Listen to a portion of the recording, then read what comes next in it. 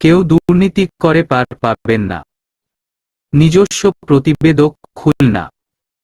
খুলনা প্রকৌশল ও প্রযুক্তি বিশ্ববিদ্যালয়ের নবনিযুক্ত ভাইস চ্যান্সেলর প্রফেসর ড মুহাম্মদ মাসুদ বলেছেন, কেউ দুর্নীতি করে পার পাবেন না।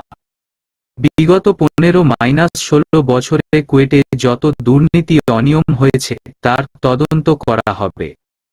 টেন্ডার বাণিজ্য, নিয়োগে দুর্নীতি, শিক্ষক ছাত্রদের ওপর নির্যাতন, রাজনৈতিক দুর্বৃত্তায়ন, হলসমূহে অনিয়মে যারা জড়িত তাদের ব্যাপারেও ব্যবস্থা নেওয়া হবে।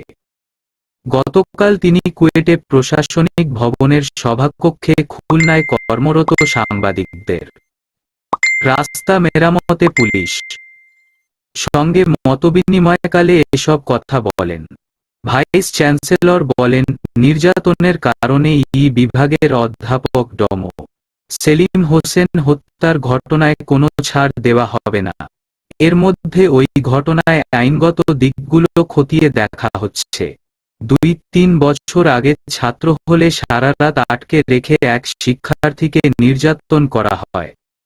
ওই ঘটনায় তদন্ত কমিটি করা হয়েছে। তিনি বলেন, কুয়েটের নিয়োগের স্বচ্ছতা নিয়ে প্রশ্ন উঠেছে। অনেকের একাডেমিক ও এক্সপেরিয়েন্স সার্টিফিকেট নিয়ে ঝামেলা আছে।